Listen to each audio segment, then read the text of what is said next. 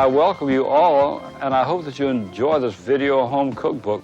I happen to have included in this program the favorite foods that I like to cook for my guests.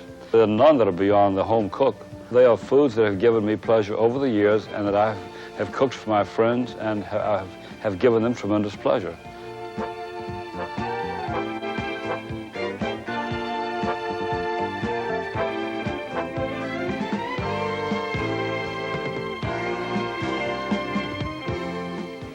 I have loved to cook all of my life. I was born in a very small town in Mississippi called Sunflower, the 350 population. My mother decided she'd take up the reins of the family, and she thought the only thing that an aristocratic young Southern woman could do would open a boarding house and a rooming house. And so she was a fantastic cook. So I grew up in the kitchen. I think that food is the one subject of universal enthusiasm in this country. We have become so conversant in our day-to-day life with these various foods like guacamole and ceviche and ratatouille, and people are bored with quiche. The best time to start to cook is before you even approach the stove. You should measure everything, get it organized, and then food becomes a pleasure to prepare. The first thing we're going to do is something called a mayonnaise. To my mind, it's the most versatile and the best of all sauces to make. There are a few thousand things you could do with it. Once you make your mayonnaise, you can add chopped onion, you can add chopped parsley, you can add chopped basil, finely chopped chives, you can add chopped tarragon, you can add mustard to make a mustard mayonnaise, you can chop or leave whole some capers and add that, you can add a little bit of lemon juice, you can add chopped eggs, you can add finely chopped dill, a little bit of tomato paste if you wish, finely chopped diced tomatoes. You can add cornichon, which is small French gherkins, or any other kind of pickle you'd like finely chopped. You might add a liqueur, for example. You might add Pernod, or you might add cognac. Or to make an anchovy mayonnaise, you could take an anchovy, if you can spear it, get it on the edge of your fork, and bring it up, and then you chop that, and you add that to your mayonnaise. It's a magnificent thing. You could add, if you wanted to, all of these ingredients, but they might be a little bit excessive for most people. I want to show you one of my favorite mayonnaise dishes on earth. It is called chiffonade of lobster chez Denis. It's called that because many years ago I ate a very famous or infamous dinner for two in Paris at a restaurant called Chez Denis. You crack an egg, eliminate the white. That can be frozen, by the way, and used at a later date. You put one egg yolk into a mixing bowl. And to that, the important thing, you have to add acid. If you don't add the acid of mustard to that, your mayonnaise might curdle. Mustard is an acid, of course. So you add about 2 teaspoons of imported mustard. Don't use that ballpark variety. You add about 1 tablespoon of white wine vinegar, like that. You add a little bit of salt if you desire. You add freshly ground pepper, preferably black pepper or white pepper, it doesn't matter. And the important thing, you want to stabilize this bowl. In order to do that, you take a cloth, a damp cloth, which you squeeze out all the liquid, and you put that on your work surface, like that. You start beating your egg yolk with the mustard and the vinegar, salt and pepper to taste, and to that you add 1 cup of oil. It can be olive oil, it can be vegetable oil, it can be corn oil, or whatever. For this particular dish, to be authentic, you use an olive oil. Let me tell you one more thing as I go along.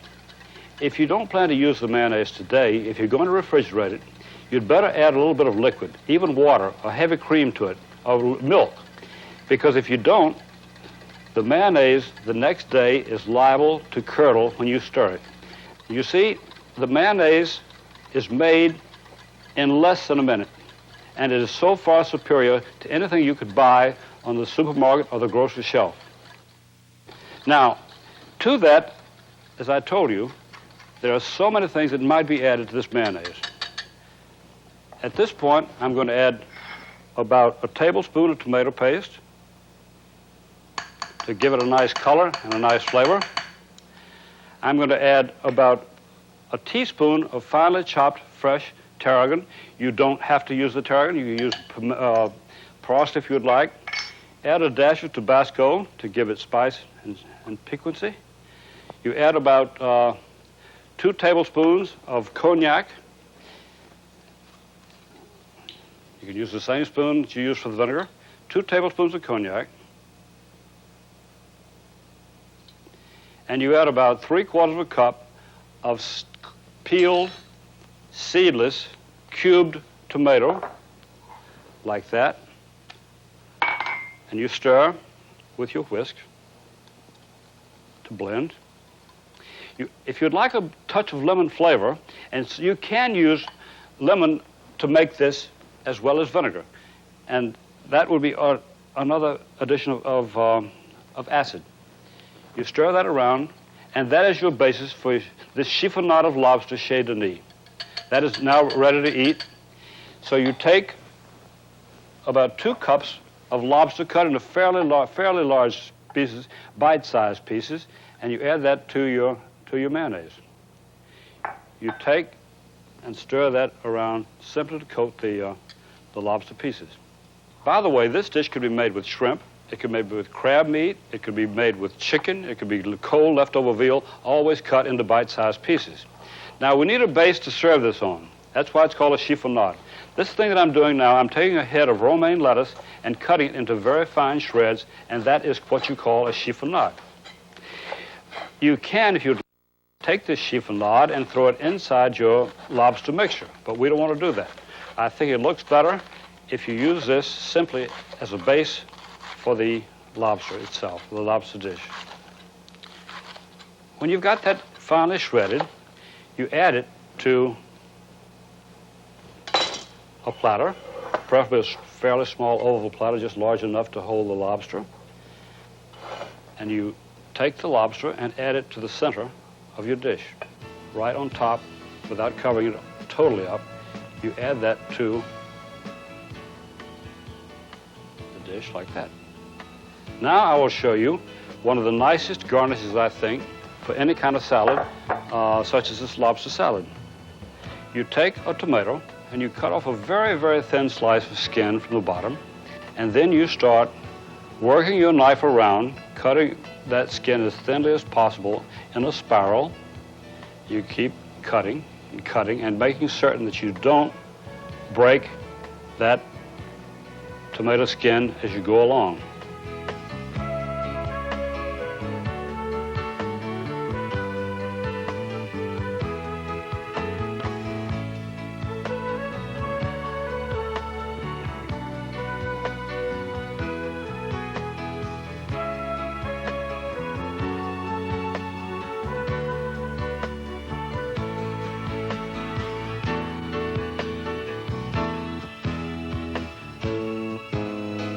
You take that skin, you take the bottom, and you twist it around and around inside itself, like that.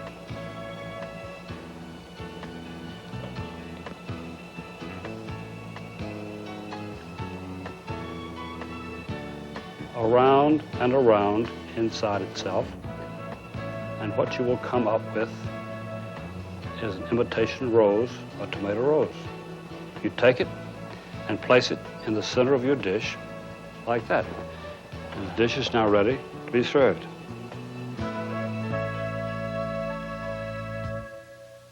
You know, I've had an awful lot of famous, great French chefs in my home, and they've come here and they've cooked, and we've had a very good time having lunch or dinner or whenever.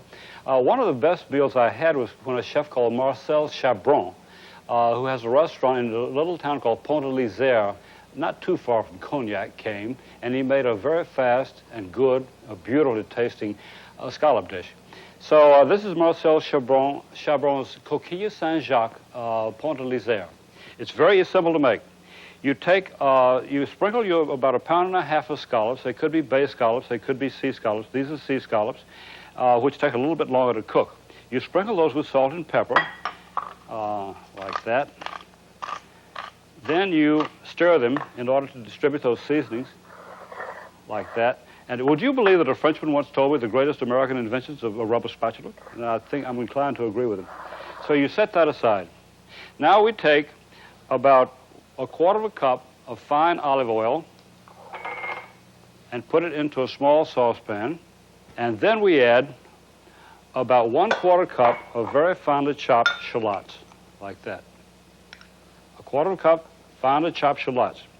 We add 3/4 of a cup of peeled, diced, seeded, fresh tomato, like that. And you should use red, ripe tomatoes. The riper the better, the sweeter the better. And you add about 1 tablespoon of very fine white wine vinegar. 1 tablespoon.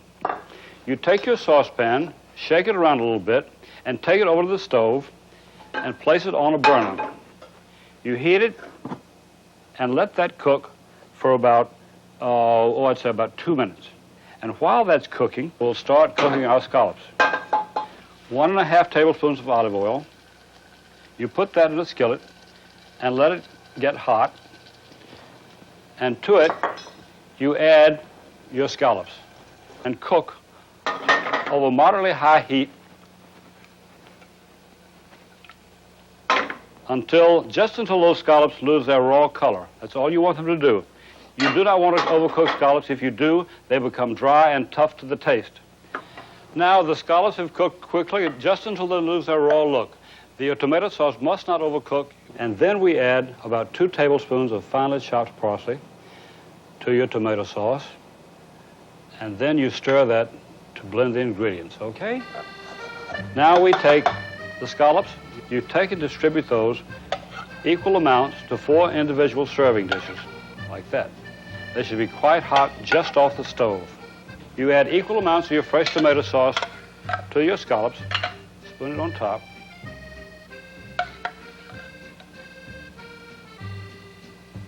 And this too, this sauce must be quite warm.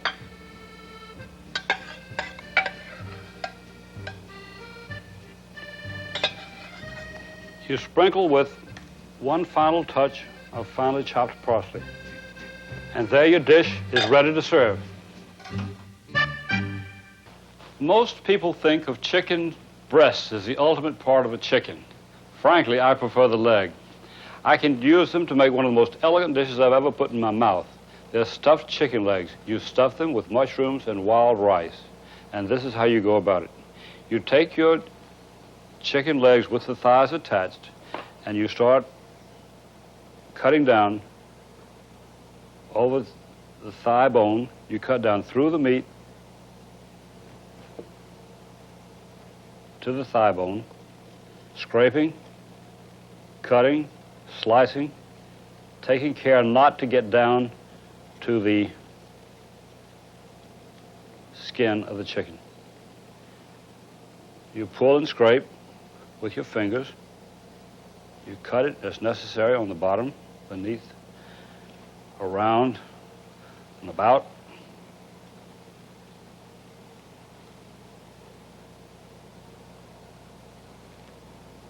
Getting as much of the meat off the bone as you possibly can. You finally will come to the point where the thigh is attached to the leg. You do not separate the 2 pieces. You keep cutting carefully and scraping to get that meat down.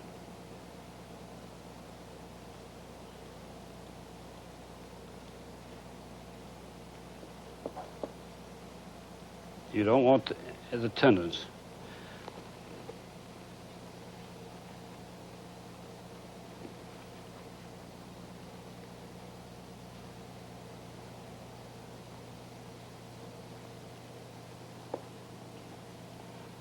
The trickiest part is where the thigh bone and the leg bone are attached at that joint. Once you're past that, you're home safe.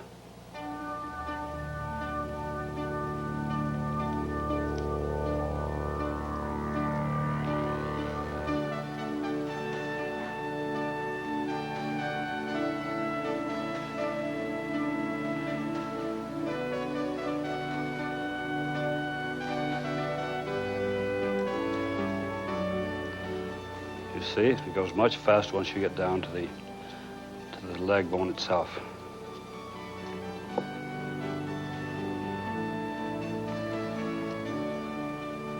You cut almost, you scrape almost down to the very tip of the leg bone. Taking care not to cut down, do not cut through the skin of your chicken. You cut down, you see, to the very tip of the leg bone. Then you take it and place that flat on a hard surface. You cut off that part, leaving that tiny end portion intact. You see that? And now your leg, your thigh, is ready to be stuffed. Now we'll proceed to make a stuffing for those chicken legs. You start out with 2 tablespoons of butter, which you add to a skillet, a small skillet, and you let that melt. When your butter is bubbling, you add 1/4 cup finely chopped onion. You add about 1/4 cup of finely chopped shallots. You stir that around over medium heat. You cook only until your onions and shallots are limp and a little tender and lose that raw taste. You then add 1 cup of mushrooms, but cut into small dice. And you cook those mushrooms for about 1 minute. You then add 3/4 cup of wild rice, which has been cooked according to any standard recipe. You stir to blend, and you add salt and pepper to taste.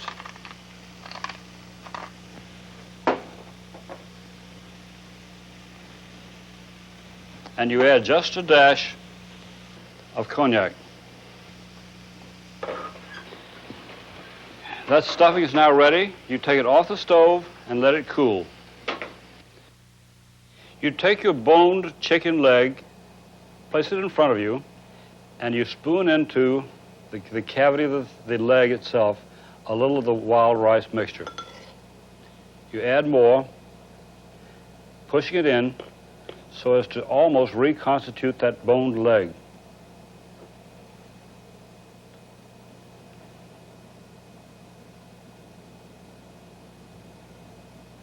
Try to be as neat as you possibly can, stuffing it and leaving a little bit to fill the boned thigh.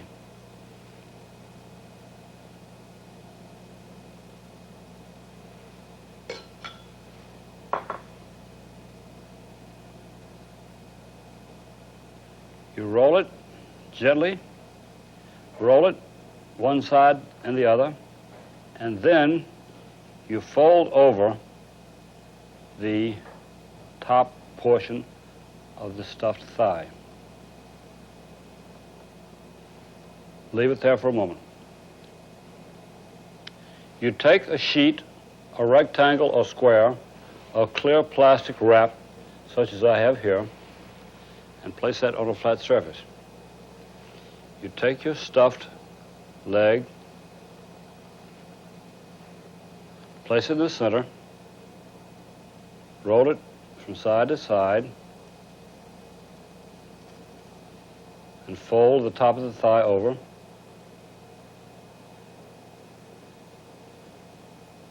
And you enclose this, keeping the stuffing inside as much as you possibly can. This is not as tricky as it might appear on camera.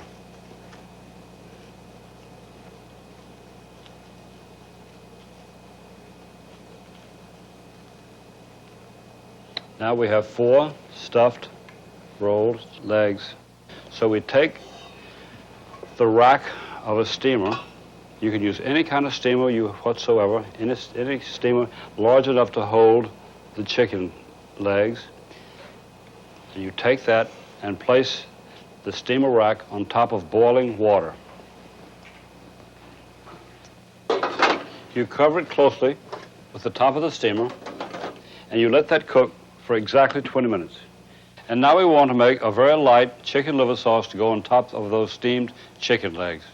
To prepare it, when your butter is hot and bubbling, you add the chicken livers. That's 3 chicken livers.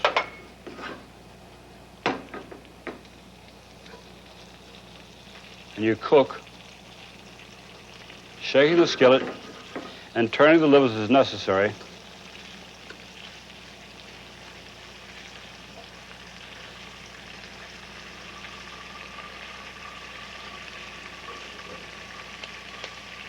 And while they cook, we'll heat another tablespoon of butter in a separate skillet. The butter in the second skillet is hot and bubbling, so we'll add those 2 tablespoons of finely chopped shallots. And we will stir that so that they cook evenly. Once they are cooked lightly without browning, you add to the skillet about 1/4 cup of dry white wine and about 1/2 cup of chicken broth. That's 3/4 cup of liquid altogether. We'll cook that over fairly high heat. The more this cooks down, the greater the concentration of flavor that you will get from the wine and the chicken broth combination. You want to cook that down to 1/4 cup. Let us go back for a moment to the chicken livers. We want to add 1/4 cup of heavy cream to those livers.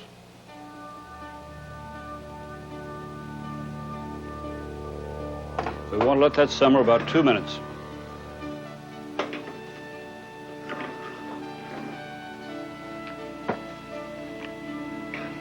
Remove it from the heat and let it stand.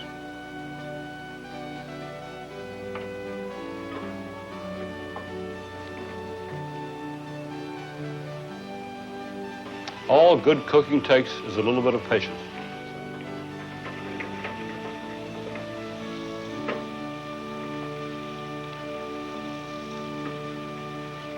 Now that's about 1/4 cup.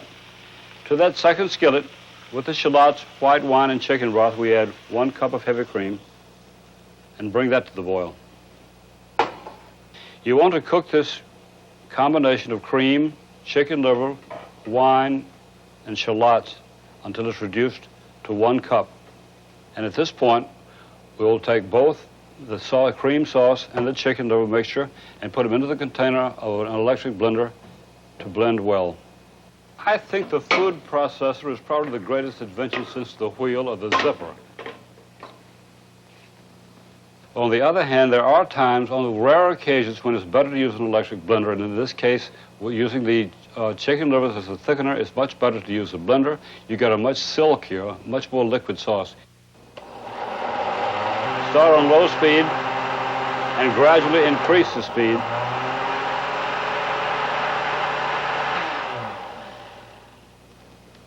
It's thin enough. So we take that sauce and pour it into a saucepan to reheat.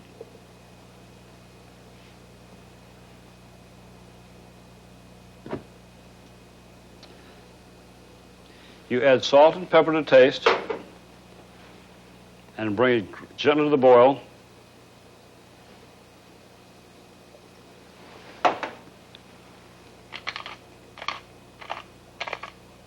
And keep the sauce warm until you serve it with your chicken livers. When your chicken legs are steamed for 20 minutes, you take them off the stove, and you had better take them out of the steamer and put them onto a dish, because they will have a lot of liquid coming out of the plastic wrap. So we take one out, find the seal, the edge of the wrap,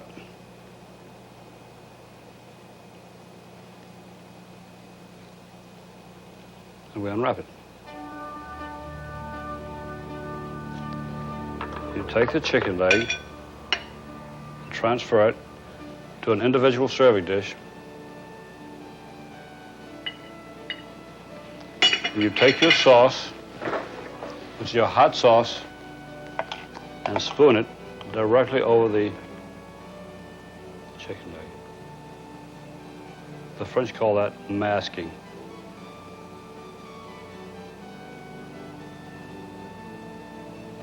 You then garnish that as you see fit. You could serve it precisely like that, but we might take a basil leaf for color and add to the plate.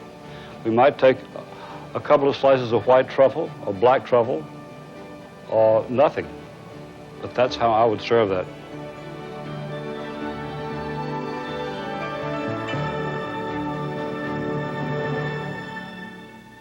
About 20 years ago in Paris, I had one of the most dramatic meals I've ever had in my life. It was at the Plaza Athénée Hotel, and the thing that impressed me most was a souffle and lobster or shrimp or seafood combination. I'd like to show you a variation on that dish. It consists first of a curried shrimp dish, which you put in the bottom of a souffle dish, and then you make a cheese souffle. You top your curried shrimp with the cheese souffle mixture, you put it in the oven, and it puffs up. When you take it out, you dig your spoon into it and serve it to yourself and to your guests, and you serve part of the souffle plus some of the curried shrimp. It's an incredible combination of flavors.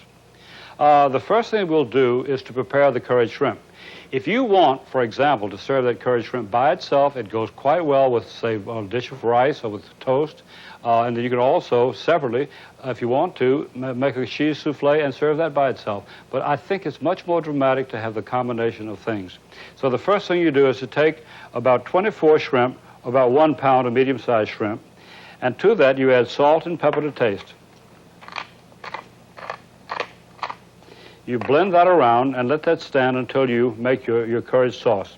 Okay, let's go to the stove for a moment. To make the sauce for the curried shrimp, you take 1 tablespoon of butter and put it into a saucepan, and you heat that. And once the butter melts,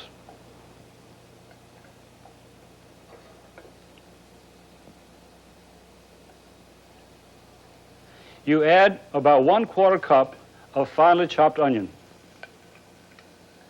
That's 1/4 cup.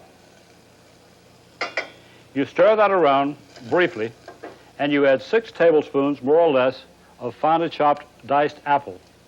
That's, say, about 3, 4, 5, and that's about 6. And we'll add a little bit of finely minced garlic. Now, you stir that combination around, and you cook it over very gentle heat for about 5 minutes.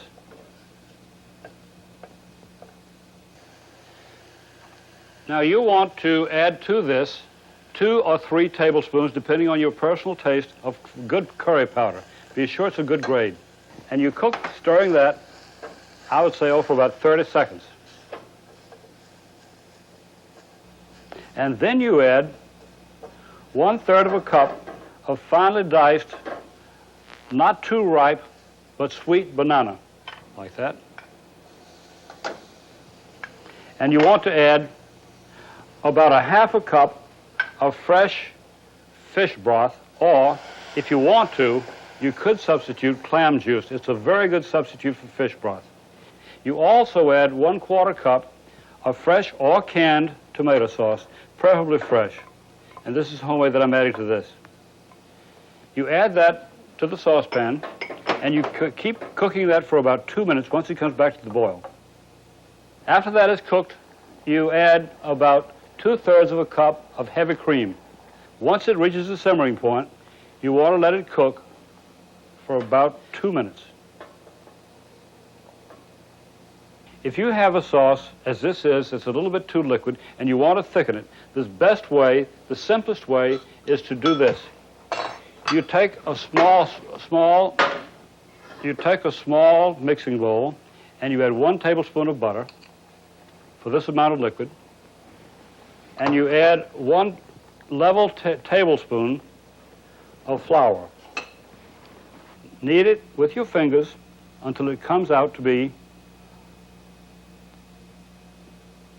a nice, uniform, solid mass of flour and butter. Your butter should not be too warm or it won't blend properly.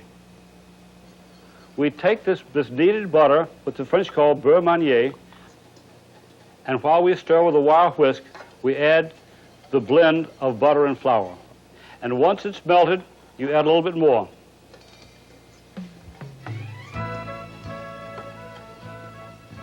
And now, this is the basic sauce for your curried shrimp. You can let it simmer if you wish, or you may simply cut off the heat while you prepare your shrimp to go into this sauce.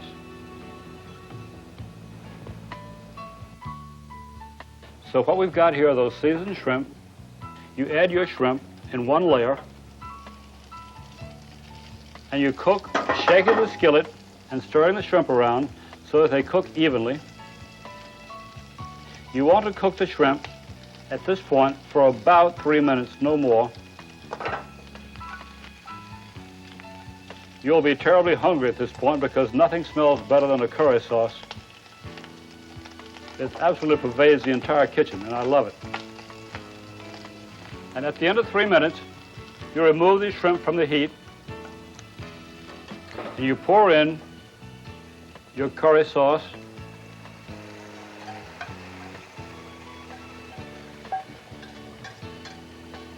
And you stir that around to blend well. At this point, as I said, you could very easily serve these shrimp with rice or with toast, but we're going to use the shrimp as the base for a cheese souffle with the shrimp on the bottom. Now we proceed to the souffle. You sprinkle the inside of your souffle dish with Parmesan cheese and shake it around to make sure that the sides, the bottom and sides, are evenly coated. Make sure you coat the entire surface, inside surface of your dish with butter. Always remember, freshly grated Parmesan cheese is far superior to the kind that you buy in bottles. And then you shake out the excess. Now this souffle dish is ready. It's quite important at this point to take your souffle dish and put it inside the freezer till it's thoroughly cold. The basis for a good souffle is a white sauce. And to make it, we take 3 tablespoons of butter, put it into a saucepan, and allow it to melt. And when it is bubbling, we then add 3 tablespoons of flour. 1, 2, and 3. We take a wire whisk and stir that around to blend well, scraping around at the bottom and the sides to make sure that all that flour is incorporated into the butter. At that point, we take 1 1/2 cups of milk, and this is a classic way of making any very good white sauce, whether you add milk, fish broth, chicken broth, beef broth, or whatever. That's the basis of it. Now that this sauce has reached a total boil, we'll turn the heat down because that is the maximum thickness that the sauce will achieve. And to the sauce, we now add just a touch of salt to taste, just a small touch of salt. We'll add a little freshly grated nutmeg, and it's always best to use freshly grated nutmeg rather than ground nutmeg, which you find in grocery stores. Just a touch. We will add a touch of Tabasco sauce,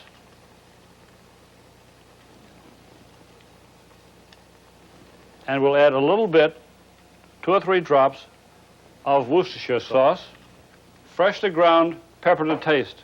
And I might add, when I added that Worcestershire sauce, that it's a very complimentary flavor for cheese dishes. You stir that around.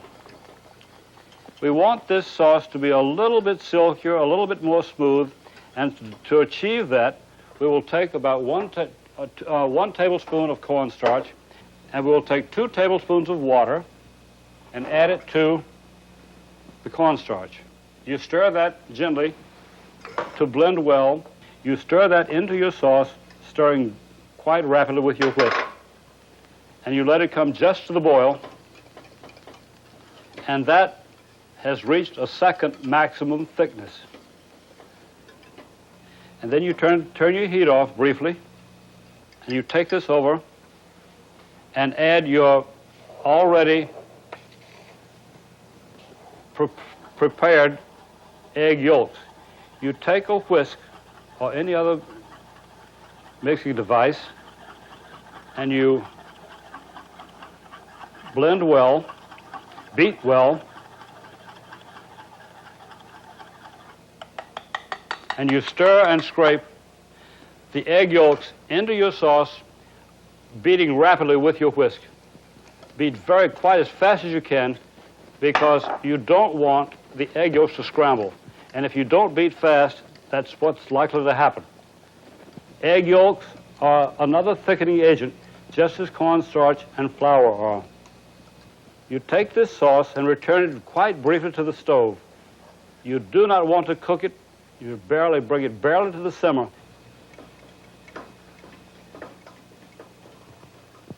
I've seen one small bubble, and now you've got to turn your heat off and remove this sauce from the heat. At this point, you take a rubber spatula and you scrape this. In order to stop the cooking action, you scrape this into a mixing bowl. That will stop the cooking action immediately. And it's very important. If you don't stop that cooking action, as I say, your eggs are likely to scramble and cause a curdled sauce. And then we take 1/2 cup of finely diced Swiss cheese. You see how how that's cut?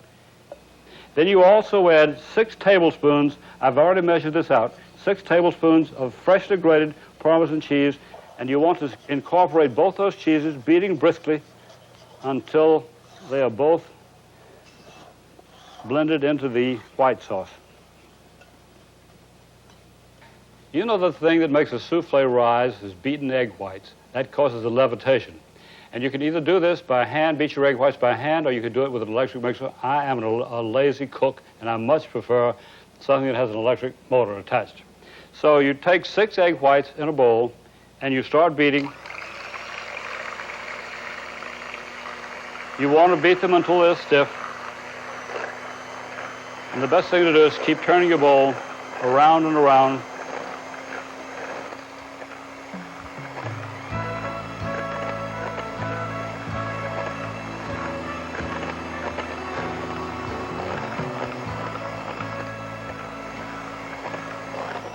And I think that is sufficient. Then you take, this is a very important thing in making a souffle, you take about 1/3 of those whites and you add them to your cheese souffle mixture. You beat that fairly well till no whites show. You then take the remaining egg whites and you add them to the top of your cheese souffle mixture. These you quite carefully fold in using a spatula. You stir from the bottom, fold, and stir, always making certain that your spatula does go down to the bottom of the cheese sauce. If a few whites show, that's okay too. That will take care of itself in the oven. And this souffle mixture is now ready to be used. Then we take our hot shrimp dish and we pour that pour it quite carefully into your prepared dish. Smooth it down. And then we take our souffle preparation and pour that neatly on top of the shrimp. You don't have to make it thoroughly smooth on top. Just pour it in. It's essential that you put this on a baking sheet because it might flow over if you do not. The oven has been preheated to 400 degrees. You put in your cheese souffle and bake it for exactly 5 minutes. You then reduce your oven heat to 375 degrees. You then let your souffle continue to bake for from 20 to 25 minutes until it is nicely puffed and browned on top. And it's ready to serve.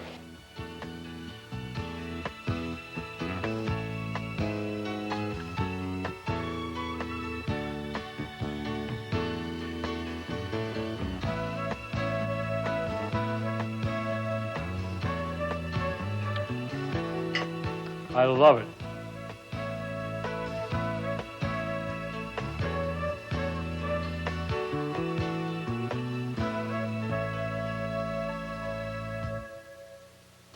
Within the past 2 or 3 years, volumes have been written about and talked about American cooking.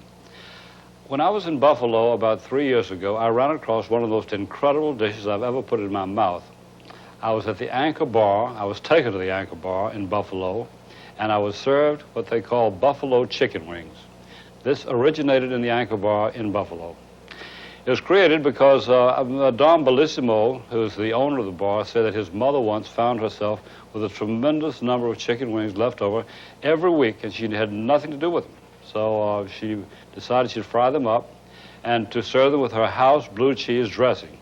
Then she threw in a couple of crisp celery sticks, and that became the meal of the day for many, many people. It's an incredible recipe, and I'd like to tell you how it's made. You take 24 chicken wings, which is about 4 pounds, and you divide the wings, you cut them off at the joints. That'll make a main wing joint, the second wing, and the wing tips. You discard the wing tips. You heat enough oil to cover these wings once they're added, and you deep fry them until they are crisp and tender on the outside. And then you make an incredible sauce. It's made with about 4 tablespoons of butter and a special Louisiana hot sauce called Frank's. You cannot use any other sauce for this dish. It has to be Frank's Louisiana hot sauce. You add about a tablespoon of white wine vinegar, and you pour this over the chicken wings and toss to coat well.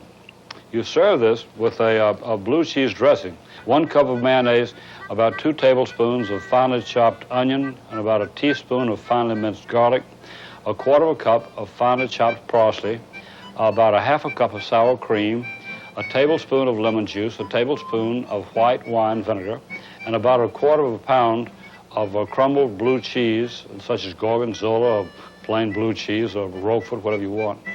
And then you add salt and pepper to taste. You blend these together, and when you are ready to eat this, you dip your chicken wings in this blue cheese dressing, and you eat a piece of celery stick, and you have another piece of chicken wing, and so on. It's to die for.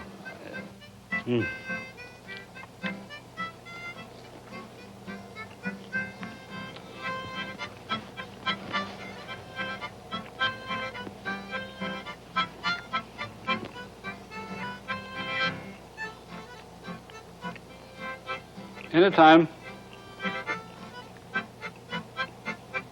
I can eat chicken wings like that, I will shuffle off to Buffalo.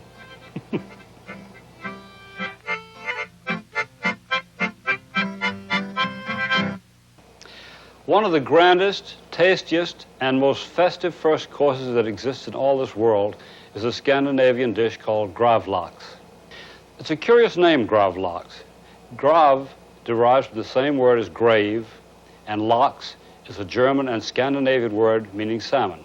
So what you have is buried salmon. They did this in the beginning to preserve the salmon over the course of the winter. They would dig a hole. They would prepare their salmon with peppercorns, salt, dill, and then they would literally bury the salmon. So there they called it gravlax. It's a very simple dish to make and a beautiful dish for display purposes. You begin by taking a center cut, a 4-pound center cut. The salmon was originally like that. You take a 4-pound center cut of salmon. You have the bones removed. It's 2 fillets. And then the skin is left intact on both halves, just like that. You rub your fingers along the slabs of salmon, and you will find that the man at the seafood shop has probably left a few bones intact. So you carefully run your fingers along, and if you find any bones anywhere in that fish, you should very carefully pull them out with your fingers, or use a pair of pliers like this. Be very careful to remove any bones that you find in your fish. Now, the next step is to make a peppercorn mixture for the dish. You take about 3 tablespoons of peppercorns,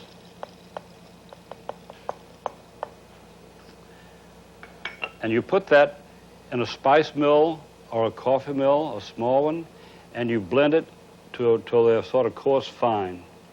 You could do this with a mortar and pestle, but this is much more efficient And these spice mills are available in any fine department store or any shop that specializes in fine cooking equipment. You put your top on and you start it spinning. It's one of the handiest gadgets I know. You can use this for fresh coriander seeds, or for dried coriander seeds, dried cumin seeds, and so on. Now you have your peppercorn mixture, which you will transfer to a small bowl. And you will blend that with about 5 tablespoons of sugar.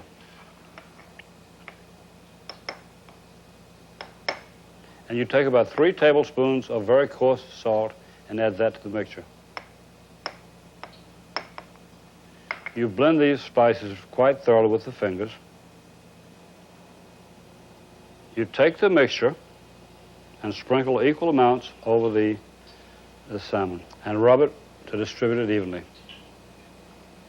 You take about 3 or 4 large bunches of fresh dill and you lay the sprigs to cover the bottom of that dish. Arrange them neatly in one layer, more or less. You take your 1 slab of salmon, skin side down, and arrange it on top of the dill. You take more dill and quite neatly cover the top of that slab of salmon. Some foods and flavors have a special affinity, one for the other. Dill and salmon is one of those things. Then you take your second slab of salmon and invert it, place it skin side up on top of your first slab. You take a piece of plastic wrap and you cover your salmon with that. You'd place another utensil, a dish or whatever, on top. And it's quite essential that this be weighted down well. You can use any kind of clean weight that you have on hand. It could be a bunch of rocks out of your garden or whatever, be stones. And so you take this, once it's weighted down, place it in the refrigerator and let it sit there for about 2 or 3 days. You turn these slabs of salmon about once every 12 hours. Several years ago, I was invited to a covered dish picnic on the grounds of Tanglewood, awaiting a performance of the Boston Symphony Orchestra. One of the principal dishes with that picnic was gravlax, and it was served with a mustard and dill sauce, the best I've ever put in my mouth. That was a preparation of a friend named Marianne Lipsky. It's a very simple, very easy sauce to make. You'd start off by using spicy brown mustard, which you can find in your grocery stores and supermarkets. You put the spicy brown mustard into a mixing bowl. You add a 1/4 cup of imported mustard, such as Dijon, 6 tablespoons of white wine vinegar, 5, 6, about 6 tablespoons of sugar, 6.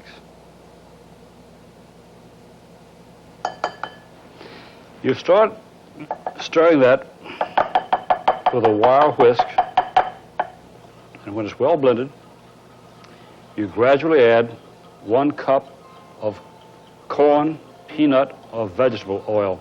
You would not use olive oil in this recipe.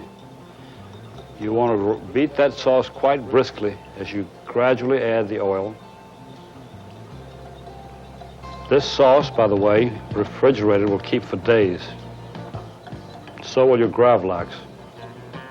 At this point, you'll add a little bit of salt and pepper to taste, about 1 cup of chopped fresh dill. It has to be fresh dill. You stir that in.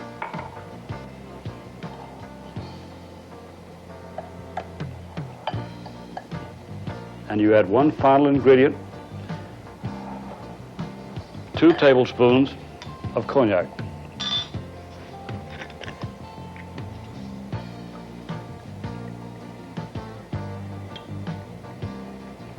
The cognac is not essential, but it gives a very fine flavor to your sauce.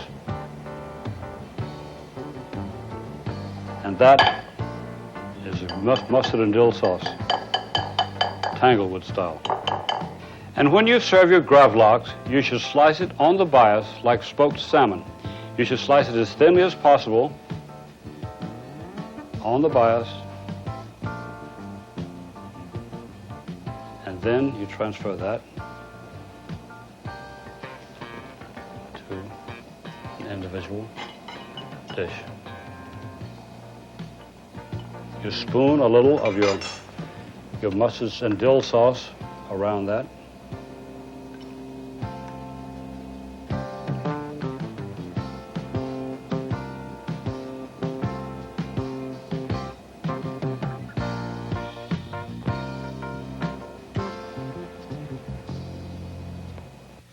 If I had to name the 5 or 10 greatest soups on earth, it most certainly would list the one we're going to make now. It's a cream of mussel soup with a very odd name. The name is Billy B. That's B-I-L-L-I, another word, B-I. The name came about because there was an American tin tycoon whose name was William B. Leeds. He lived in Paris. He was very rich, stayed at the Ritz, and every day he'd go to Maxime's restaurant and he'd order cream of mussel soup. He loved it so they finally put on the menu his nickname, Billy B. And so you start off with 2 pounds of mussels. The important thing about mussels is to clean them extremely well before you start cooking with them. It always has a little beard there. You take the beard away, and then you polish your mussels with a scrubbing of a piece of steel wool or scrubbing plastic or whatever. Once they're very well cleaned, you take them and you play one half shell against the other half shell. If this thing opens easily, it might be full of silt, some sort of dirt substance. And if it does, you're in a terrible wreck. Once your entire soup will be cloudy and full of silt. And you want to avoid that, so play one half shell against the other. This is 2 pounds of mussels, which you have very well cleaned. You put them into a kettle. And to that kettle, you turn the heat on and you add about 2 tablespoons of finely chopped shallots. You add two small onions that have been cut into quarters. You add about 2 sprigs of parsley, a little bit of salt and pepper to taste, not much salt because the mussels themselves are a little bit salty, being seafood. 1 cup of dry white wine, 2 tablespoons of butter, 1 bay leaf, and about 3 sprigs of fresh thyme, or about 2 teaspoons of dried thyme. You cover that closely and bring it to the boil. Cook 5 to 10 minutes, just until the mussels open. So now the next thing we do is to place a sieve inside a mixing bowl. You line your sieve with a square of cheesecloth. You take your mussels, plus their liquid, and empty it into the cheesecloth. That'll strain any sandy deposits of silt out of the mussels and out of their liquid. You take your strained mussel liquid and you pour it out of the bowl into a kettle, a large saucepan, and to that you add 2 cups of heavy cream. This is not a low-calorie soup by any means. And you take a pinch of cayenne pepper and add that, just a touch. You bring it to the boil. You take 2 egg yolks and put them into a mixing bowl. You start beating them around briskly with a wire whisk. And now you want to warm those egg yolks up a little bit. So you take about 3/4 of a cup or a cup of your hot liquid, add them to the egg yolks and stirring rapidly with the whisk. You add them to your soup, stirring with the whisk. Now at this point you do add the mussels. You take them out of the shell and you'll notice there's a little rubber band that surrounds each mussel. It looks like a rubber band. You should take that away. It's rather chewy. Then you take your mussels and add them to the liquid, and your soup, the moment they're heated through, is ready to serve.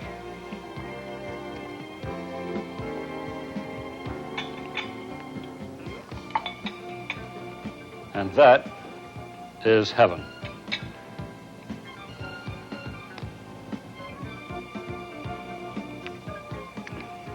too good.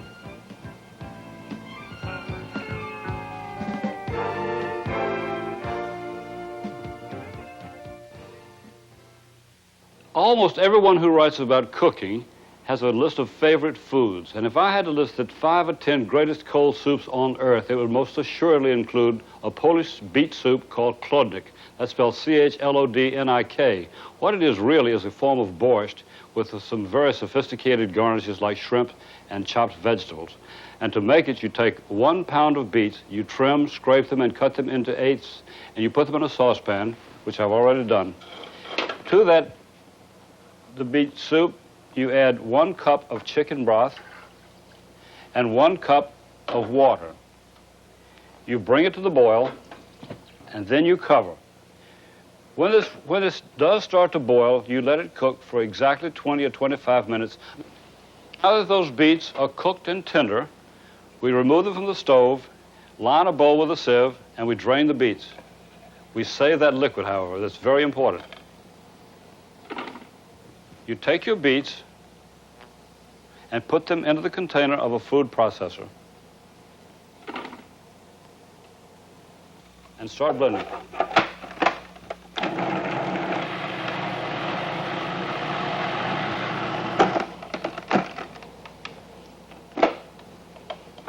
And you scrape your beets into a mixing bowl.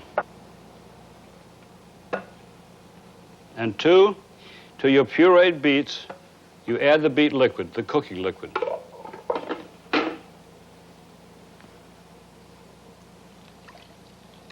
And that is the basis for your soup.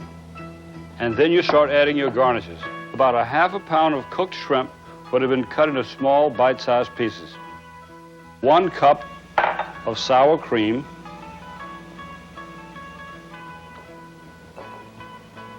You stir that briefly.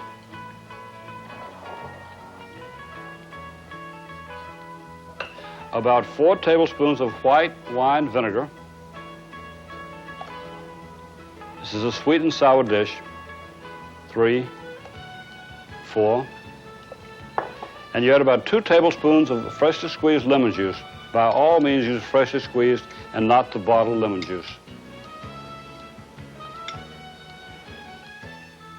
2 teaspoons of sugar. About a cup of finely diced cucumber. I'm going to save a few of these pieces for garnish. 1 cup of chopped scallions. I'm going to save a little bit of this also for garnish. 1/4 cup of finely chopped dill with a little save for garnish. You add 1 cup of homemade chicken broth. You could use the canned variety if you wish to, if you had a good brand. You add salt and pepper to taste.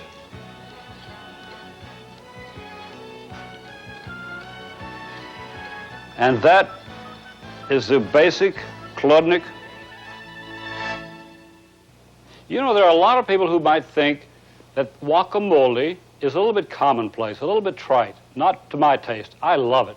And I think the best guacamole recipe that I've ever run across is what I'm going to make today.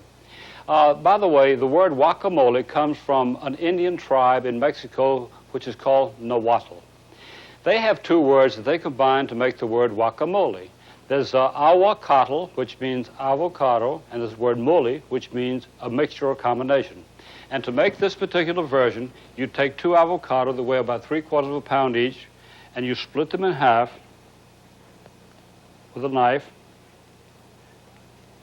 You divide this, take that out, and you remove the pit. And then you take there's several ways to do this. You could peel this avocado, but it's simpler, I think, to use a spoon to scrape out the flesh. When you've completely removed all the flesh from your avocado halves, you take an ordinary, or I take an ordinary dining table knife and fork, and I start cutting the avocado flesh into small pieces like that. A little bit, not too small.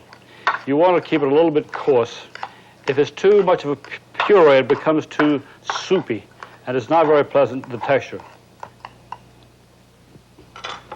You take 2 tablespoons of lime juice, and you add it to your coarsely chopped avocado flesh, and you toss that. You toss it very well so that the avocado pieces are totally coated with the lime juice to prevent discoloration. You take half of this mixture and you scrape it, about half, into the container of a food processor.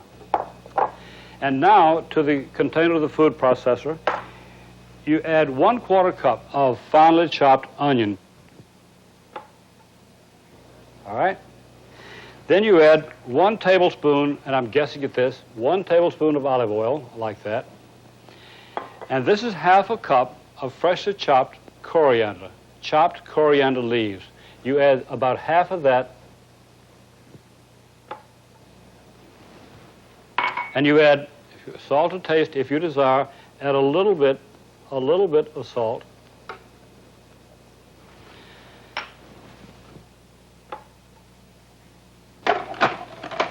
And you blend. You blend it as finely as possible. It becomes almost like a paste.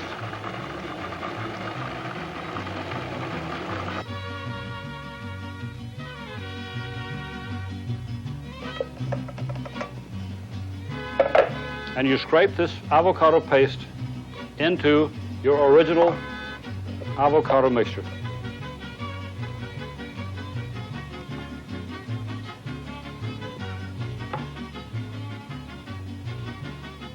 You stir this around to blend it, but then you add the remaining 1/4 cup of finely chopped onion, which you had added previously.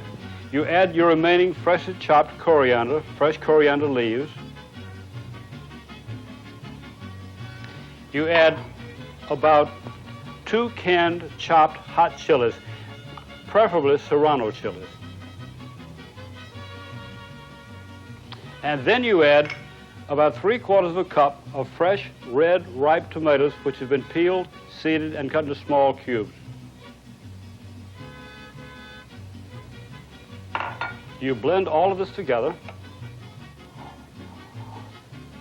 and then you pour and scrape it into a suitable serving dish. And that is our guacamole. We'll serve it later with tortilla chips.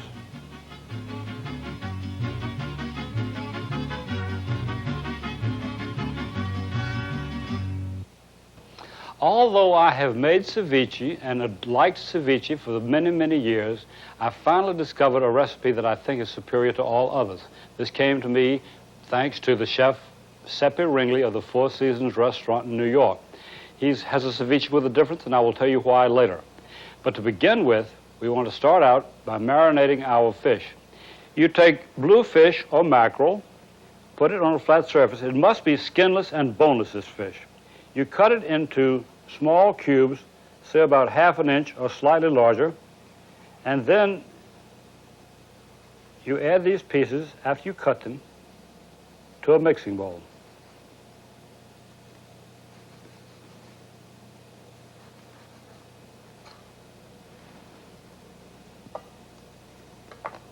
That is a total of 1 pound of cubed fish pieces, skinless, boneless fillets. Then you add to that about 7 tablespoons of freshly squeezed lime juice.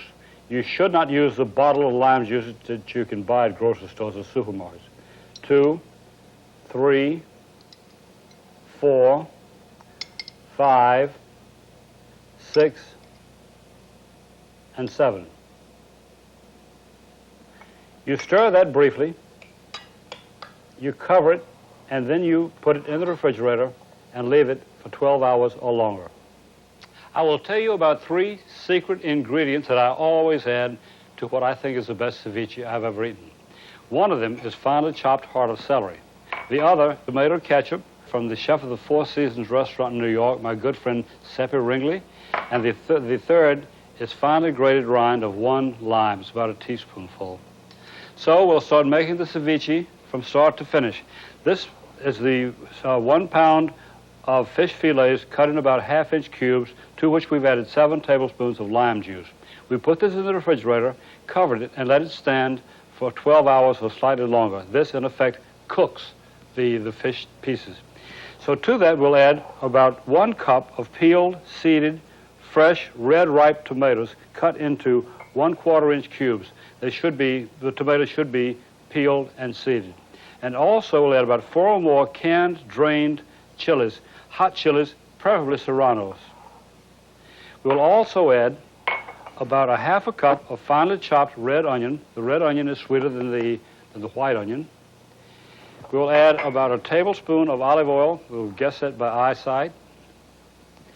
We will add about 2 teaspoons of finely chopped fresh coriander leaves, which is one of the greatest flavors on earth. People are discovering that in this country, and it's so easy to grow in your own backyard. We also need about a ½ teaspoon of dried crumbled oregano, which is quite commonly found in any supermarket and grocery store in America. The imported is the best, and it's one of the few things I know. It's better when it's dried than if it's to be used fresh. You add salt to taste, just a touch. You add freshly ground pepper to taste, just a touch, or more than a touch, if you like it. You add about a ½ cup of avocados, which have been peeled and cut into very small cubes. And you add about 1/4 cup of finely chopped, finely diced heart of celery. That gives texture to your ceviche. And you add about 1/4 cup of tomato ketchup, a standard ingredient for a classic standard American cocktail sauce.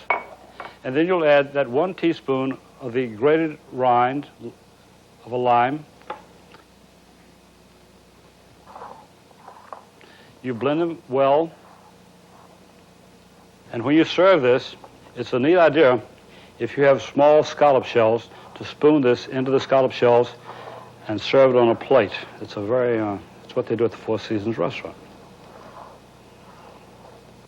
I'm going to make a Mexican sauce that can be served over almost anything. It can be served over fried eggs, it can be served on top of chili con carne and heaven knows what.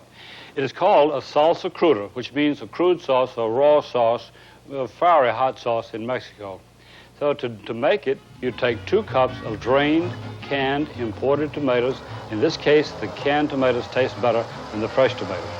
You put them into the container of a food processor or an electric blender, and you whirl it around and until it's made to a fine puree. You pour that into a bowl, and then you add about a ½ cup of finely chopped onion, preferably a red onion because it has a sweeter flavor. You add about 1/4 cup of finely chopped fresh coriander leaves, and then you take 2 fresh jalapeno peppers and 2 canned, drained jalapeno peppers, or they might be bottled jalapeno peppers. You could, if you're in a pinch, use all the bottled or canned variety if you had to, but it's much better if you use 2 of the really fresh jalapenos. You cut off the stem ends of the jalapenos, whether they're canned or whether they're bottled or whether they're raw. You cut them into, don't remove the seeds, you coarsely chop those jalapeno peppers and put them into the container of that, preferably electric blender in this case. You blend them around, whirl them around until they're sort of coarsely chopped. You don't want to make a paste out of it. You add this to your tomato mixture, and then you add salt and pepper to taste, and you stir this around until the flavors are well melded, till they're well blended, and that is your salsa cruda. You can serve it on almost anything. It's very good if you like spicy foods, just as simple tortillas. Chili con queso means chili with cheese steak. It's a dish created by a friend of mine named Zarela Martinez, who is from Mexico and has lived much in America. It's a Tex-Mex dish. You take your pepper, your green pepper, your red pepper, your yellow pepper, whatever color. You char it on top, bottom, all over the sides. Once your pepper is well blackened, bottom and top, around the sides, you put it on a damp cloth and you fold the cloth over. You let that pepper stand until it reaches room temperature, or until it's cool enough to handle. Once that pepper has cooled, you remove it from its towel, and then you take a knife and you scrape all that charred portion away. It's very easy to scrape away. Another thing you could do if you wanted to is to put the pepper under cold running water and just rub it with your fingers. And again, the skin comes off quite easily. By the way, if you do not have gas, you could do this over charcoal. And I'll tell you something else. If you had a blowtorch, it works extremely well in charring a pepper. Once that pepper is scraped, you cut it in half, cut away and discard the core, cut away and discard the veins and the seeds, and then you put the pieces of pepper on a flat surface and you cut it into cubes. And now we want to make a filling for the chili con queso steak. We take 2 tablespoons of corn, peanut, or vegetable oil and add it to a saucepan. Then we add about 1 small onion cut into small lengthwise pieces. We also take 1 small clove of garlic, which has been peeled and thinly sliced. We stir that around. Once that onion is crisped and tender, you will add that chili you charred and cut into small cubes, like that. You turn off the heat, stir that around,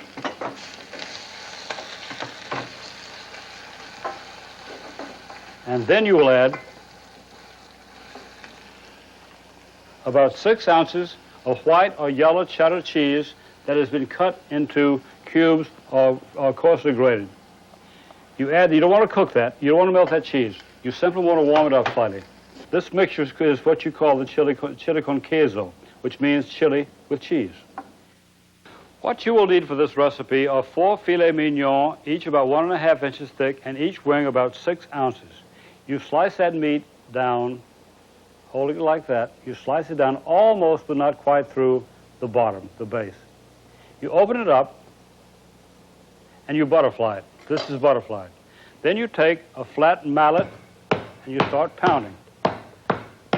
You want to get that meat opened up to a fairly large, flat piece that is adequate for stuffing. You try as much as possible not to break the flesh of the meat, not to make holes in it. But you keep pounding until you get a fairly sizable piece of filet mignon. That is the meat ready to be stuffed. Spoon equal portions of the stuffing onto 1/2 of the opened up pieces of meat. At this point, you fold over the other half of the pounded meat like that and press it around the edges. It'll make a natural seal.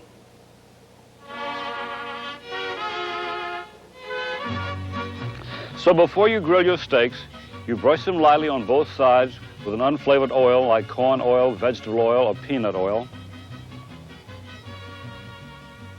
You sprinkle the steaks lightly on both sides with a little bit of salt and pepper.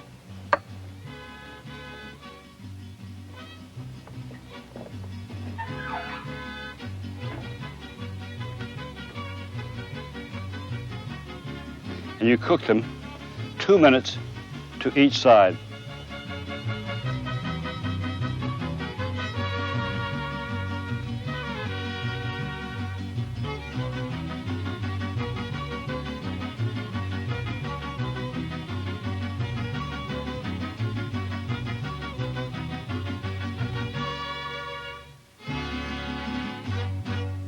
A lot of people ask me, what is your favorite category of food? And I have to say, I think that it probably is anything made with ground meat. I love anything as basic as a hamburger, spaghetti with meatballs, chili con carne, a meatloaf, perhaps something as elegant as a pate with truffles. But one of my favorite dishes on an international scale made with ground meat is something called keema. Keema is an Indian dish that can be made with almost any kind of ground meat, ground beef, ground lamb, ground mutton, ground pork, ground veal, or whatever. The dish that I'm going to make is curried keema, curried ground meat with peas. And it's a very simple, easy dish to make, and it's very good for entertaining. You start off by taking about a tablespoon of peanut, vegetable, or corn oil. You add that to a skillet, and you turn your heat on. Once that skillet is hot, we're going to add about 3/4 of a cup of finely chopped onion. You add about 1 teaspoon of finely minced garlic, like that. And you shake your skillet and stir that around until the onion is wilted or has lost its raw look. And you sprinkle that with a spice that is becoming much more popular in America today. That's fresh ginger. You take about 1 tablespoon of finely chopped fresh ginger. If you can't find the fresh ginger in your hometown, you can use about a teaspoon of ground ginger, the dried product that comes in spice jars.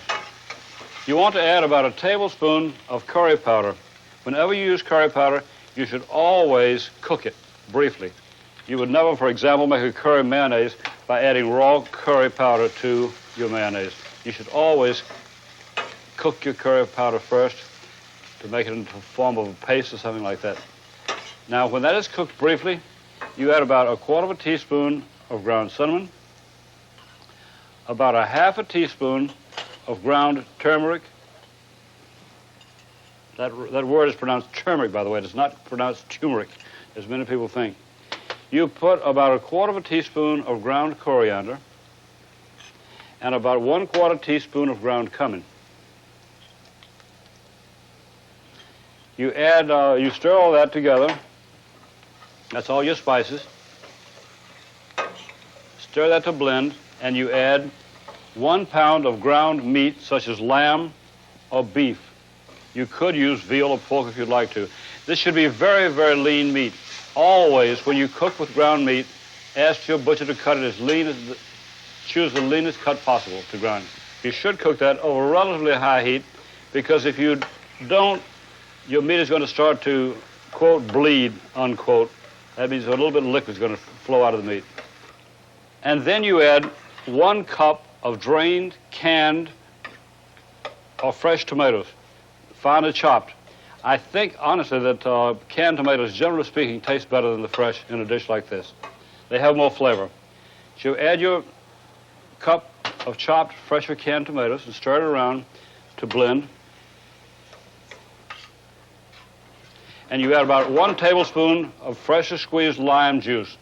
Do not use bottled lime juice in this dish. A tablespoon of fresh lime juice. And you add about 1/4 teaspoon, or according to your taste, of hot, dried red pepper flakes. Add about 1 teaspoon of sugar. Stir to blend. And you add salt and pepper to taste. You put the lid on this dish. You cover and cook it until the meat is tender. This could range from about 10 minutes to 30 minutes. Once this meat is cooked and tender, you stir into the dish 1 cup of cooked fresh or frozen green peas. You stir gently, and you cook just enough that the peas are heated through. It is my considered opinion, and that of many Indian friends of mine, that any spicy dish needs a cooling counterpart. And when you're serving a curry, one of the finest that you can make up is a yogurt dish with cucumbers. It's called a raita, R-A-I-T-A. That's what you'll find on Indian menus. It's very simple to make. You take a cucumber, you peel it and trim off the ends. You slice that cucumber in half, and then you scrape out the seeds with a spoon. You then cut that cucumber halves into cubes. And so to make our raita, we take the cubed cucumbers, put it into a mixing bowl.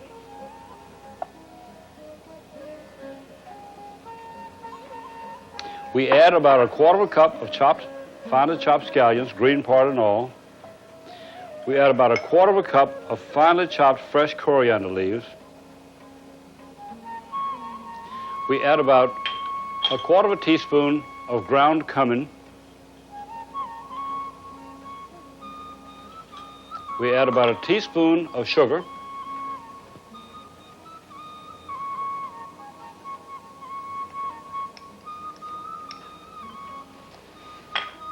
You finely chop one jalapeno or other hot chili pepper, green. You add that. And this is my own conceit, I like to use one finely chopped bottled jalapeno pepper, which gives a very special flavor to this dish. That's one finely chopped bottled jalapeno pepper. And then we blend all of that with 1 cup of yogurt.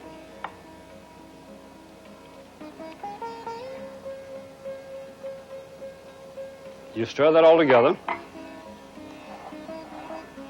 Add a touch of salt and pepper. Blend well. And that raita goes very well as a cooling counterpart to your keema with peas. You serve this keema with rice and chutney. And that is your Indian meal.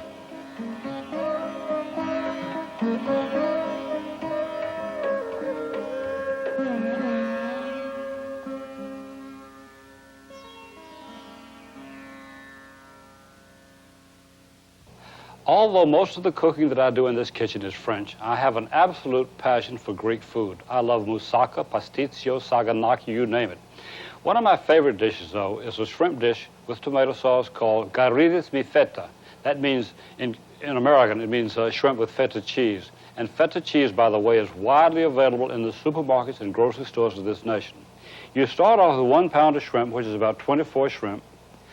And to clean them, most of these are clean, but to clean the shrimp, you take a pair of scissors and you go down the back of the shrimp like that. You take away the shell, and by the way, the shell makes a fantastic fish stock or shrimp stock. You take that if you'd like to, put it into a saucepan, all your shells, and you bring it to a boil. You take the shrimp, rinse it well, pat it dry, and you've got 24 or 1 pound of shrimp. And then you make a tomato sauce. To do that, you use about 3 cups of canned tomatoes, preferably imported tomatoes. You put that into a saucepan, put it on the stove, bring it to the boil, and cook it down to exactly 2 cups. That will take about 15 to 20 minutes. Now, you add about 1/4 cup of olive oil, a very fine grade of olive oil, to a saucepan. And to it, you add about 1 teaspoon of finely chopped garlic. A little bit more if you'd like. I like garlic. And once that's cooked down, you take your 2 cups of cooked down tomatoes and you pour them into the garlic and oil mixture.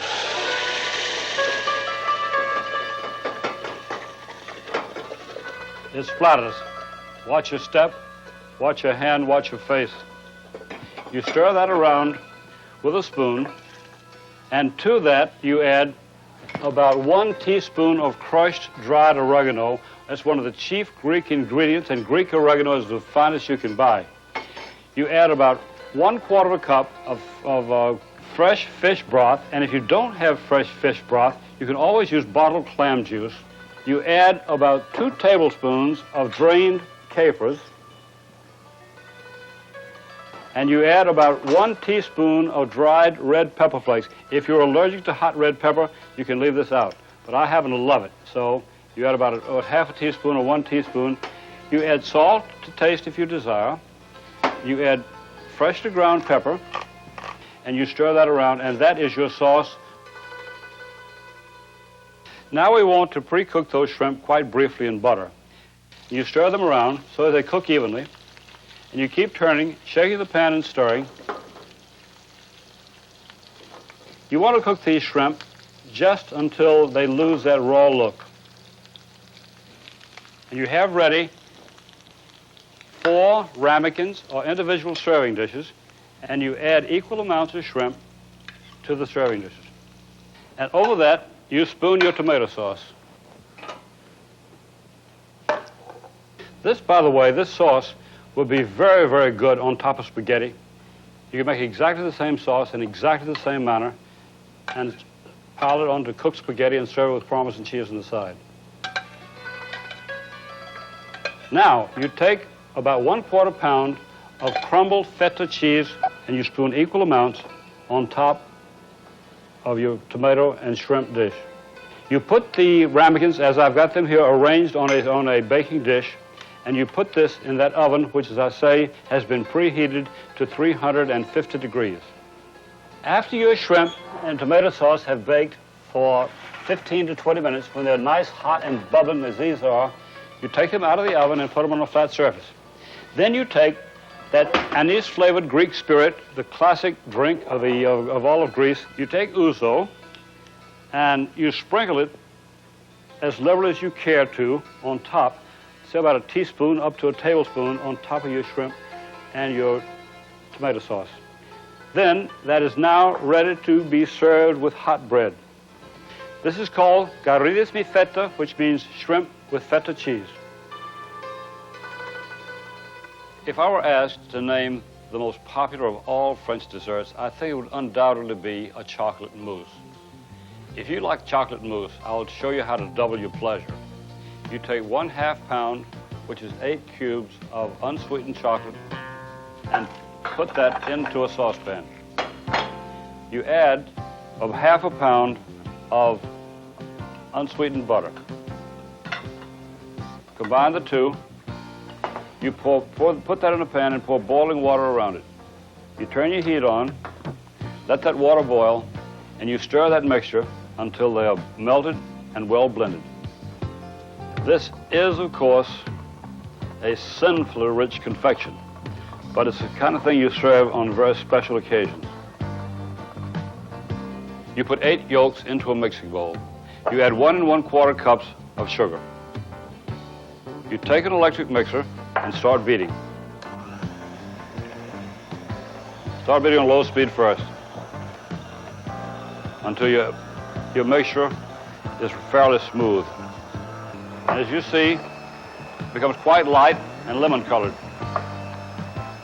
It's a golden yellow. It becomes quite thick. It's the way you want it. And then you pour in your blend of chocolate and butter. You blend the two until thoroughly combined. Then you take 5 egg whites, put them in a mixing bowl, and start beating. You want to beat these egg whites until they're quite stiff, but not dry.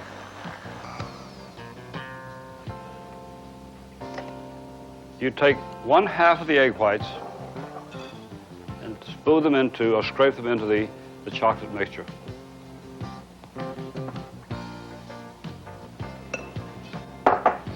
You beat these fairly well until they're incorporated inside the chocolate mixture. You should stir from the bottom to the top. Scrape the bottom to blend well.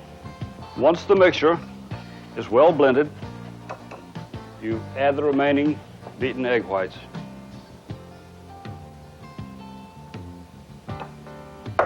And you fold these into the chocolate mixture until no whites show. Stirring and scraping from the bottom as always. Okay. Once they're incorporated, you pour about 3/4 of this mixture into the prepared pan. You place this in the oven that has been preheated to 350 degrees. As I was saying, this is one of the most incredibly rich desserts you'll ever put in your mouth. It's the ideal confection for chocoholics. Once your cake is baked for 1 hour, you remove it from the oven.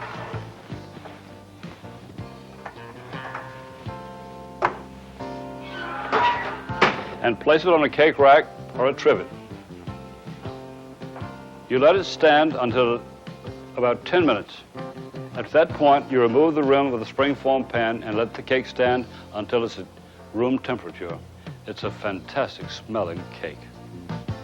And this is what is called the frosting of the cake, or the frosting of the super chocolate icing on a super chocolate cake. You take what remains of your chocolate mousse and you spoon or scrape it on top of your cake, spread it around. You try to make your frosting look a little bit rugged. You want it to look a little bit on the unrefined side, shall we say. And what you do now, you put this in the refrigerator and let it stand until the frosting hardens. And now for a final crowning touch to this cake, you take about a tablespoon of cocoa powder and put it in a very small sieve. And you shake your sieve over the cake to coat it with the powder. And you add about a tablespoon of confectioner sugar to your sieve.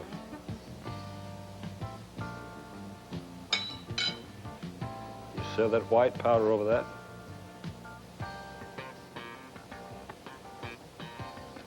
Easy does it.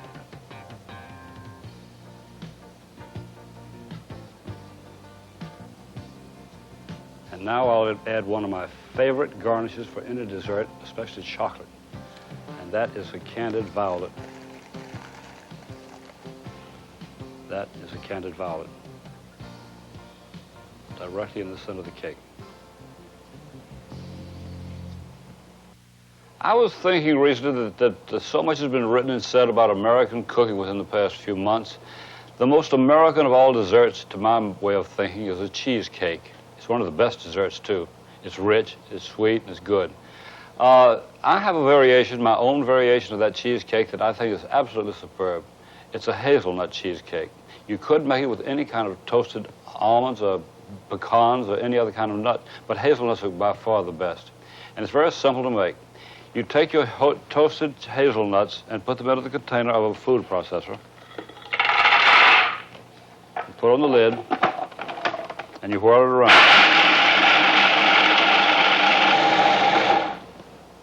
And that's fine. You pour the hazelnuts into a bowl. You want to have those hazelnuts retain a certain texture, not become a paste. And if you process them too long, they do become paste-like. You put your processor bowl back in place, and to that, you add about 2 pounds of cream cheese, which is at room temperature.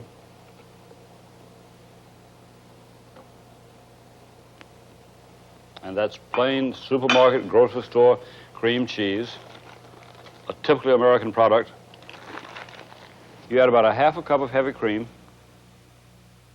I might add at this point that if you have a very small processor, you had better do this in 2 steps.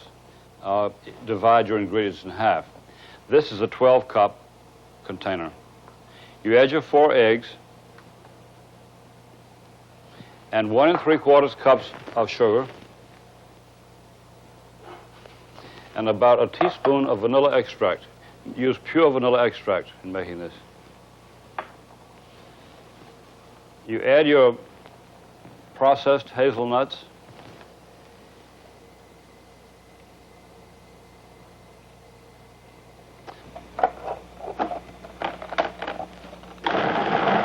And blend.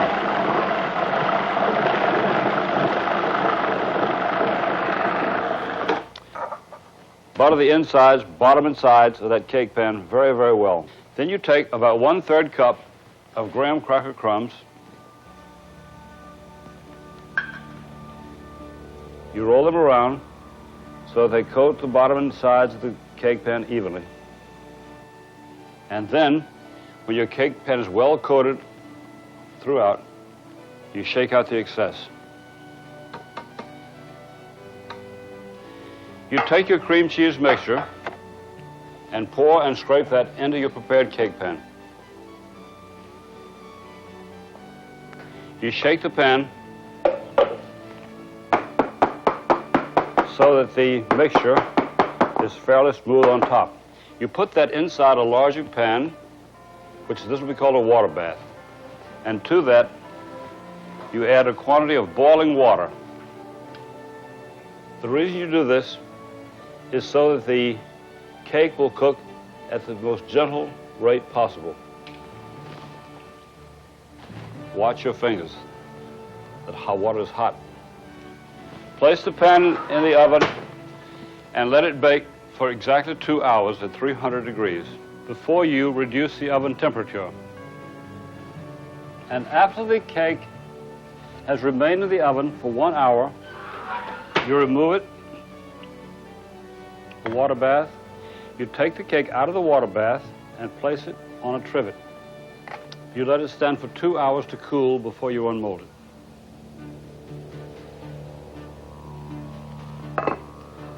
And you quickly invert the cake onto the cake plate. Lift off the pan, and there you have it. To decorate the cake, you take some preserves, if you wish to, apricot preserves which have been cooked down a little bit with water to make them. And you brush the cake with this mixture of apricot preserves with a tiny bit of liquid. And if you want to decorate the cake, one suggestion is to take kumquats in syrup and arrange them in any neat pattern around the top of the cake.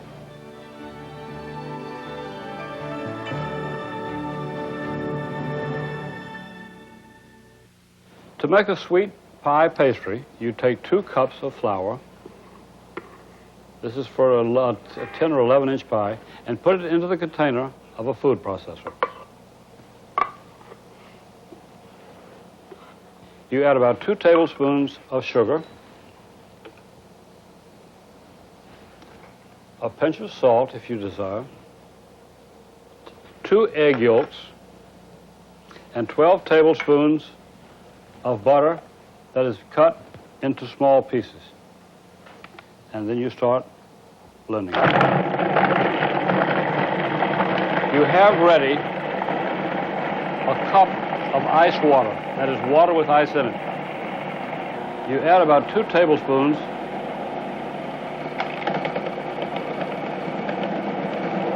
and let it take its time. Don't rush it. Let's see what happens with that. If it doesn't form into a ball, you would add more water, but 2 tablespoons is sufficient for this batch of dough.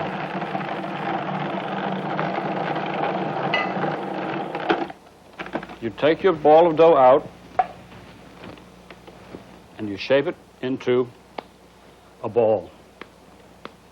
And then you take floured hands, floured fingers, and you coat the ball of dough on all sides with flour. You might even press it onto a lightly floured surface like that. Shape it into a bun. Wrap it in wax paper and let it rest in the refrigerator for 1 hour before you roll it out. You sprinkle a flat surface, and preferably a chilled surface, with flour. You take your ball of dough, which has been chilled for 1 hour, and turn it on top of the table, inside the dough, run it around a little bit, like that. You take a rolling pin. You must keep turning that dough in the very beginning to make certain that it does not stick to your surface. And you roll it into as much of a circle as you possibly can.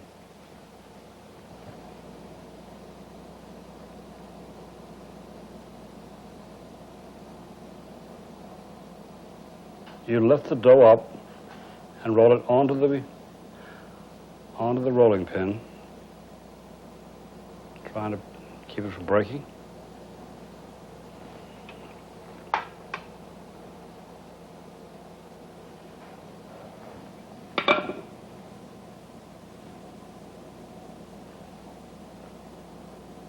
Lift the dough up and inside the pie tin.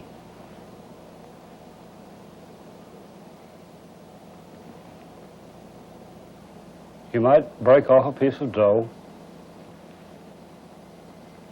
and dip it into flour, make a ball out of it, and press this against the inside of the dough in order to make it adhere to the sides of the pie tin. You ready? Take your rolling pin.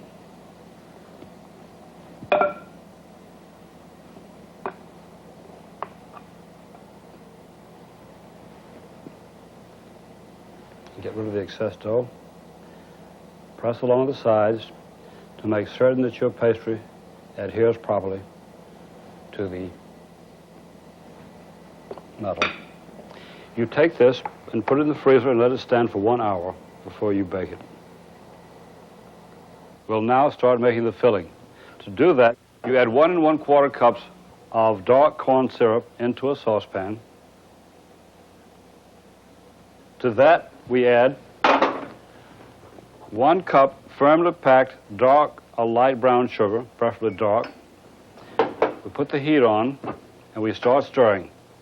You want to bring this to the boil and cook it stirring until the sugar dissolves.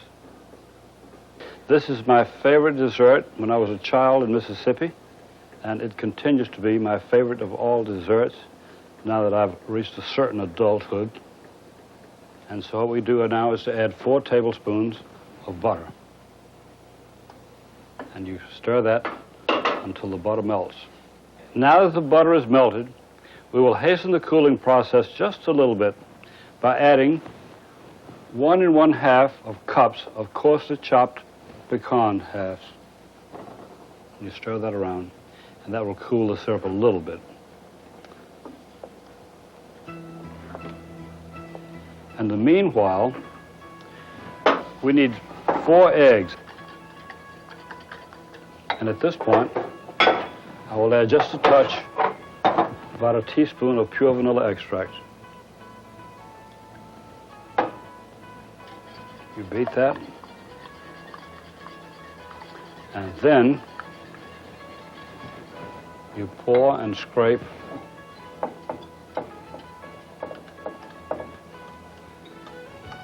the syrup mixture into the egg yolks.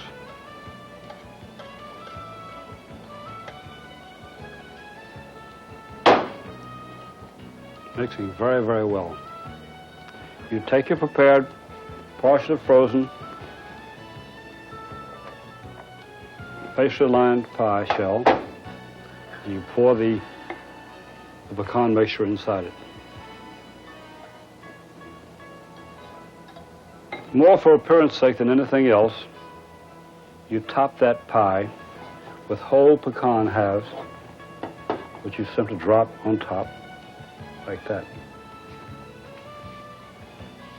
Once the pie has cooked for about 45 minutes, you remove it from the oven and place it on a flat surface to cool. It could be served a little bit warm with ice cream on top, with whipped cream on top, but that is quite rich enough as it stands.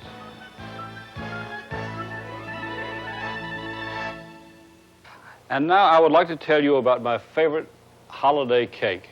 It's a walnut and ginger cake. It's butter rich and fantastic. It has a delicate flavor of Madeira wine. It's a very simple cake to make, but it does take a little bit of mixing. You start off with a 10-inch, 12-cup bundt pan, and you butter the inside of that lightly. You sprinkle that with flour and shake out the excess. And then you combine 1 cup of candied ginger and about 1 1/2 cups of golden seedless raisins and about 3 3/4 cups of broken walnuts, preferably black walnuts. They have a lot more flavor. You sift about 3 cups of flour and a teaspoon of baking powder on top of the candied ginger mixture, and then you cream together 1 pound of butter and 2 cups of sugar. You beat into that creamed butter and sugar mixture about 6 egg yolks and about 1/4 cup of Madeira wine. You pour and scrape that onto your candied ginger mixture, and you blend.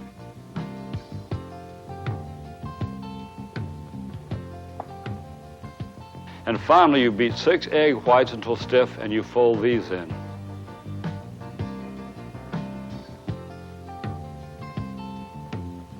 And now we bake the cake for exactly 2 1/4 hours at a temperature of 275 degrees. You take it out and let it cool, and that's your walnut and ginger cake. I hope that you have and will continue to enjoy this video home cookbook. It's been a great pleasure to produce.